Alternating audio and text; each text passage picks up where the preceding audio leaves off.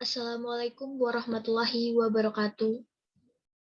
Perkenalkan, nama saya Widyawati, NIM 26021100025 dari kelas Biologi B, Prodi Biologi, Fakultas Sains dan Teknologi, Universitas Islam Negeri Maulana Malik Ibrahim Malang, akan mempresentasikan tugas studi fikih tentang zakat sebagai berikut.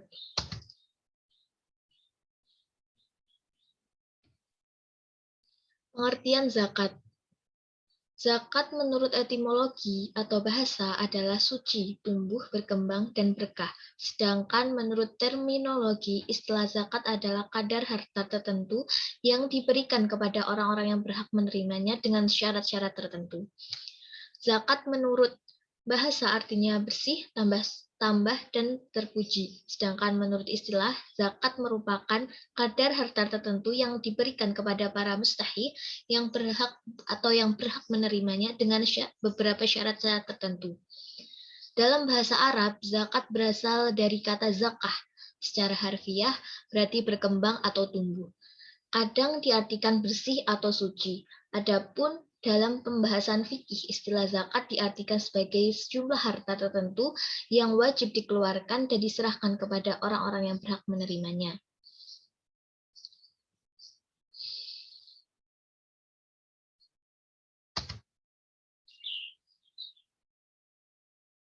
Cakupan atau macam-macam zakat. Zakat itu terdiri dari zakat fitrah dan zakat mol. Yang pertama adalah zakat fitrah. Fitrah artinya sifat asal, bakat, perasaan keagamaan, perangai. Sedangkan zakat fitrah menurut istilah adalah zakat yang berfungsi menyucikan jiwa mereka dari kotoran-kotoran atau dosa-dosa yang disebabkan oleh pengaruh pergaulan dan sebagainya.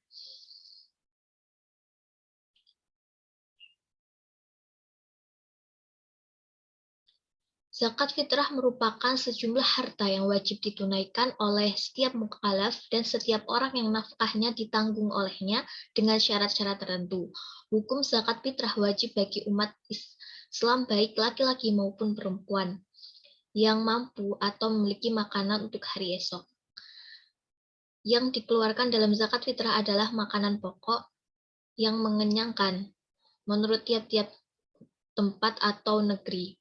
Ya, contohnya saja seperti Indonesia. Indonesia kan makanan utamanya nasi, kan beras.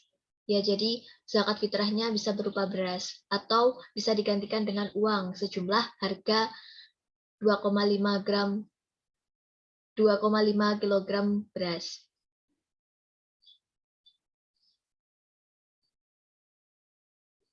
Syarat wajib zakat. Yang pertama adalah beragama Islam, yang kedua lahir dan hidup sebelum terbenamnya matahari pada hari penghabisan bulan Ramadan. Yang ketiga mempunyai kelebihan harta dari keperluan makanan untuk dirinya sendiri dan orang-orang yang wajib dinafkahinya, baik manusia atau binatang, pada hari raya dan siang harinya. Jadi kalau yang tidak mempunyai ketersediaan makanan untuk hari esok tidak diwajibkan untuk mengeluarkan zakat fitrah.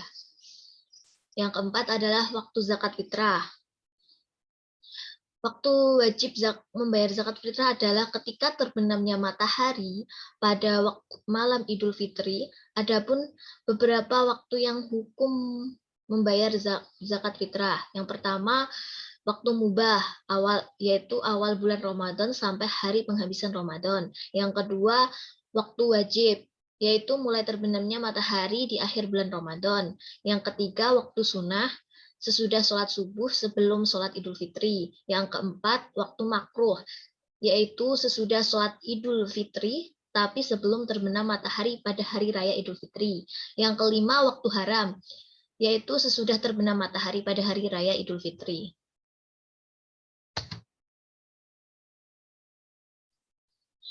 Yang kedua, zakat mal atau zakat harta. Dalam bahasa Arab, mal berarti harta. Jadi, zakat mal adalah zakat kekayaan yang harus dikeluarkan dalam jangka 1 tahun sekali dengan syarat telah memenuhi nisab. mencakup harta hasil perniagaan, hasil pertanian, hasil pertambangan, hasil laut, hasil ternak, harta temuan, emas dan perak, serta hasil kerja atau zakat profesi. Syarat wajib zakat mal. Yang pertama Islam. Ya, wajib Islam. Yang kedua merdeka atau bukan budak. Yang ketiga hak milik yang sempurna. Jadi harta tersebut memang benar-benar miliknya. Yang keempat telah mencapai nisab.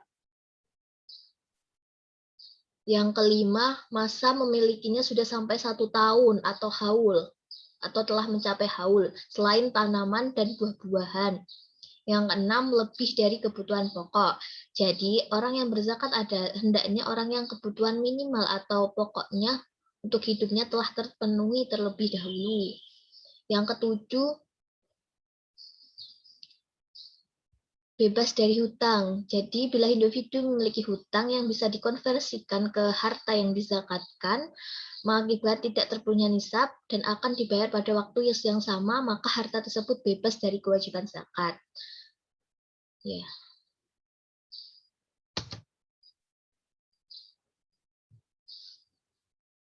Harta benda yang wajib disakati dan nisabnya. Yang pertama adalah emas dan perak. Dalam agama Islam telah mensyariatkan wajibnya zakat pada emas dan perak dan segala sesuatu yang menggantikan keduanya, yakni uang. Menurut Abu Zahra, semua harus disakati dan dinilai dengan uang. Harta yang digadaikan zakatnya dipungut atas pemilik harta. Karena barang-barang yang digadaikan tetap menjadi milik yang menggadaikannya. Jadi tetap harus mengeluarkan zakat walaupun barang gadaian. Zakat emas dan perak yaitu jika waktunya telah mencapai nisab atau setahun dan emas yang dimilikinya mencapai 20 miskal, yakni 20 dinar setara dengan 25 atau 96 gram. Sedangkan perak adalah 200 dirham atau 672 gram ke atas dan masing-masing zakatnya 2,5%. Sabda Rasulullah yang artinya, apabila engkau mempunyai perak 200 dirham dan telah cukup 1 tahun, maka zakatnya 5 dirham. Dan tidak wajib atasmu zakat emas hingga engkau mencapai 20 dinar. Apabila engkau mempunyai 20 dinar dan telah cukup 1 tahun, maka wajib zakat adanya setengah dinar. Yang kedua adalah harta perniagaan atau perdagangan. Yang dimaksud harta perdagangan adalah harta yang dijual atau dibeli guna untuk memperoleh keuntungan. Harta ini mencakup semua harta benda yang diperdagangkan. Yang menjadi dasar hukum zakat bagi barang dagangan adalah sebagaimana yang disebutkan dalam Al-Quran. Wahai orang-orang yang beriman, infakkanlah sebagian dari hasil usahamu yang baik-baik dan sebagian dari apa yang kami keluarkan dari bumi untukmu. Janganlah kamu memilih yang buruk untuk kamu keluarkan, padahal kamu sendiri tidak mau mengambilnya, melainkan dengan memicingkan mata atau enggan terhadapnya. Dan ketahuilah bahwa Allah Maha Kaya, Maha Terpuji. Harta perniagaan yang telah mencapai nisab dan haul, maka zakatnya sebesar 2,5%. Jika masa haul telah sempurna pada harta dagangannya, lalu keuntungannya tidak mencukupi nisab, maka ia tidak wajib menunaikan zakat. Kemudian saat harga barang dagangan naik hingga mencapai nisab, maka ia tidak wajib menunaikan zakat sampai haul yang kedua datang. Sebab haul yang pertama telah selesai dan tidak wajib membayar zakat. Tidak diwajibkan untuk zakat hingga haulnya sempurna. Yang ketiga adalah hasil pertanian. Hasil pertanian adalah tanaman yang bernilai ekonomis seperti biji, bijian, umbi-umbian, sayur-sayuran, buah-buahan, tanaman hias, rumput-rumputan, dedaunan, dan lain-lain.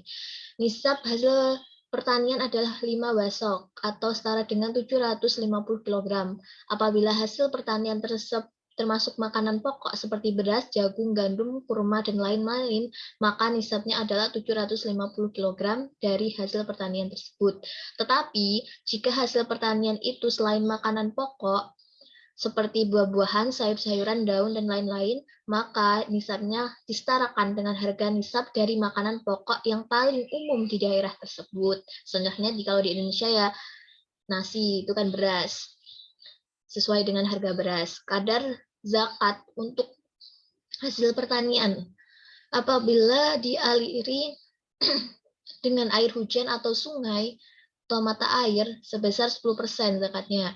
Apabila dialiri dengan cara disiram atau irigasi atau ada biaya tambahan lah, maka zakatnya hanya 5%. Dari ketentuan ini dapat dipahami bahwa pada tanaman yang disirami zakatnya 5%, artinya 5% yang lainnya didistribusikan untuk biaya pengairan. Yang keempat adalah binatang ternak. Binatang ternak yang wajib dizakatkan adalah unta, sapi, dan kerbau, kambing, biri-biri, dengan syarat telah mencapai nisab dan haul, yang digembalakan dan tidak dipekerjakan. Untuk hewan ternak yang akan dikeluarkan zakatnya, maka hewan itu harus sehat, dalam artian tidak luka, cacat, pincang, dan kekurangan lain yang mengurangi manfaat dan harganya. Boleh betina asal sudah cukup umur berdasarkan ketentuan nas. Yang kelima adalah rikas atau harta terpendam. Secara etimologi, rikas adalah sesuatu yang ditetapkan. Rikas adalah emas dan perak yang ditanam di dalam tanah. Menurut sebagian ulama, rikas yaitu harta karun yang ditemukan setelah terpendam di masa lampau. Apabila menemukan barang di jalan, di jalan dan itu wajib dizakatkan.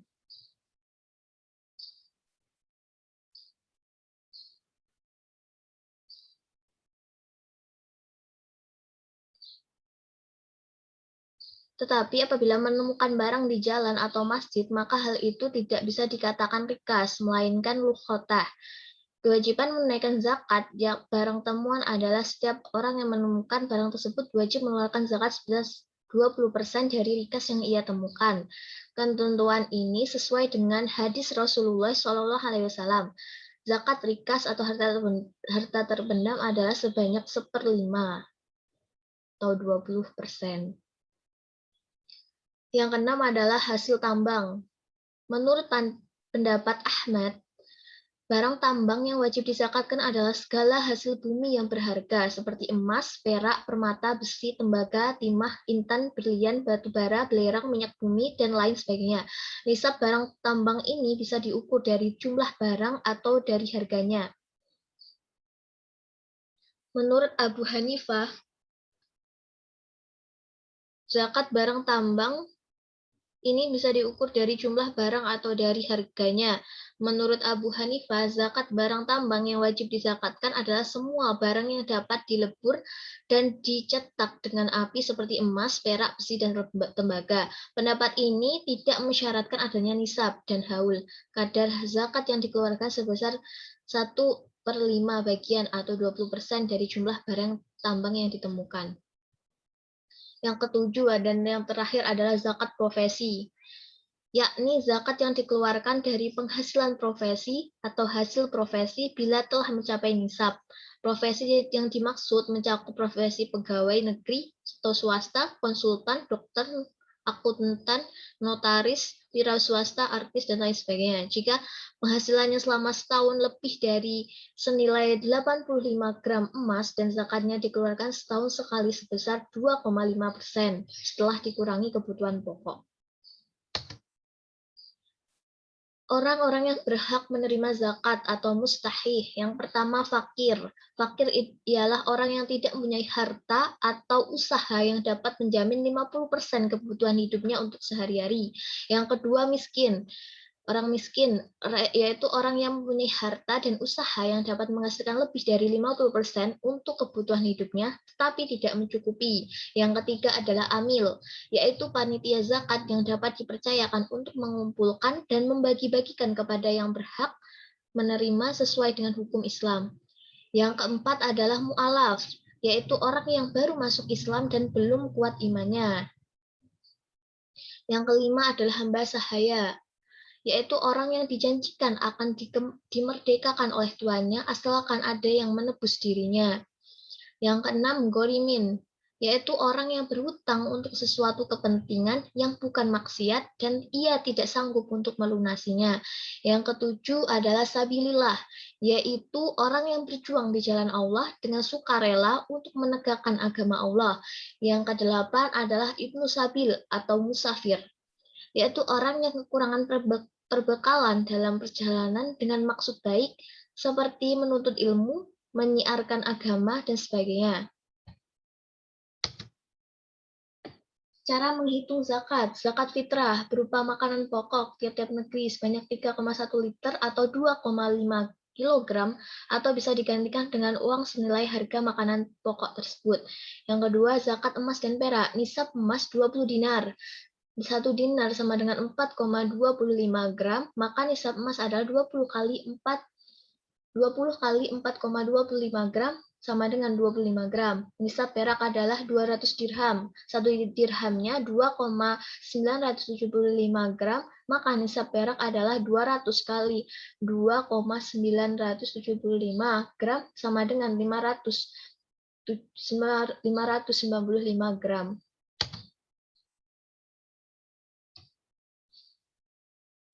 Zakat harta perniagaan atau perdagangan. Harta perniagaan yang telah mencapai nisab dan haul zakatnya 2,5%. Zakat hasil pertanian. Nisab makanan pokok sama dengan 5 was, sama dengan 750 kg. Pendapat lain menyatakan 815 kg untuk beras dan 1.481 kg untuk yang masih dalam bentuk gabah.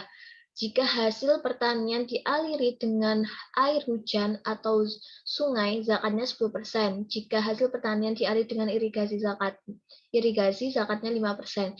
Jika pengelolaan lahan pertanian dialiri dengan air hujan dan disirami dengan irigasi dengan perbandingan 50/50, maka zakatnya 7,5%. Zakat binatang ternak. Harus sesuai dengan nisab, harus mencapai nisab baru wajib dizakatkan. Yang pertama nisab sapi 30 sampai 39 ekor sama dengan zakatnya 1 ekor sapi yang berumur 1 tahun. Sapi 40 sampai 59 sapi, zakatnya 1 ekor sapi musinnah umur 2 tahun. 60 sampai 69 sapi, zakatnya 2 ekor sapi tabi'i umur 1 tahun. 70 sampai 79 sapi, zakatnya 2 ekor sapi tabi dan musinnah umur 1 dan 2 tahun. 80 sampai 89 sapi, zakatnya 2 ekor sapi musinnah umur 2 tahun. 90 sampai 99 sapi, zakatnya 3 ekor sapi, 1 tabi'in dan 2 musinnah umur 1 dan 2 tahun. 100 sampai 109 sapi, zakatnya 3 ekor sapi, 2 tabi dan 1 musinnah umur 1 dan 2 tahun. Nisab unta 10 sampai 14 unta, zakatnya 2 ekor kambing umur 2 tahun. 15 sampai 19 unta, zakatnya 3 ekor kambing umur 2 tahun. 20 sampai 24 unta, zakatnya 4 ekor kambing umur 2 tahun. 25 sampai 35 unta, zakatnya 1 ekor unta betina umur 1 tahun. 36 sampai 45 ekor unta, zakatnya 1 ekor unta betina umur 2 tahun. 46 sampai 60 unta, zakatnya 1 ekor unta betina untuk umur 3 tahun. 61 sampai 75 unta, zakatnya 1 ekor unta betina umur 4 tahun. 76 sampai 90 unta, zakatnya 2 ekor unta betina untuk umur 2 tahun. 91 sampai 120 unta, zakatnya 2 ekor unta betina umur 3 tahun. 121 sampai 129, zakatnya 3 ekor unta betina umur 2 tahun. Nisab kambing 40-120 kambing, zakatnya 1 ekor kambing atau 1 ekor domba betina umur 1 atau 2 tahun. 121-200 kambing, zakatnya 2 ekor kambing atau 2 ekor domba betina umur 2 tahun. 201-300 kambing, zakatnya 3 ekor kambing atau 3 ekor domba betina umur 2 tahun. Yang selanjutnya adalah zakat rikas atau harta terpendam. Rikas itu harta karun yang ditemukan setelah terpendam di masa lampau. Jika menemukan barang tersebut, maka wajib mengeluarkan zakat 20% dari harta atau barang temuan tersebut. Zakat hasil tambang 2,5% dari hasil tambang dengan syarat telah mencapai nisab. Zakat profesi. Profesi yang dimaksud adalah pegawai negeri, swasta, konsultan, dokter, notaris, akuntan, artis, wira swasta. Jika penghasilannya selama setahun lebih dari senilai 85 gram emas, maka zakat yang dikeluarkan selama setahun sebesar 2,5% setelah dikurangi kebutuhan pokok.